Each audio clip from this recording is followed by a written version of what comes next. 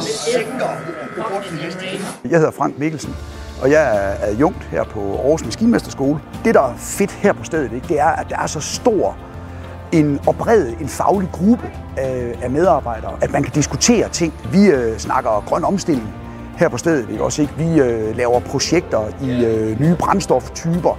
Det her med at komme ind i sådan et forløb her, det er super spændende. Man får al mulighed for at give sine erhvervserfaringer videre, når man som jeg kommer med mange år på banen fra erhvervslivet. Så det der med, fordi man er lidt oppe i årene, det betyder ingenting. Men hvis man kommer ind som yngre underviser, så er der masser af udviklingsmuligheder. Kan I prøve at vise lidt om, hvad I har gjort? Når du søger en stilling på Aarhus Maskinmesterskole, så skal man være klar til stadigvæk at lære nye ting.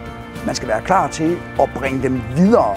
Og så skal man også være klar til at være praktiker, fordi det er jo en professionsbacheloruddannelse, vi kører her. Det her med, at man måske tror, at det hele det foregår bag ved skærmen, det kan det også gøre. Men at vi også er ude at lave praktiske ting og få ting til at fungere og virke i virkeligheden, det er i hvert fald noget af det, man skal brænde for. Så kan vi gå herned faktisk og indstille på motoren.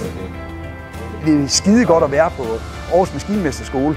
Det er en levende organisation, der udvikler sig konstant hele tiden. Og jeg glæder mig personligt til at komme hen hver eneste dag.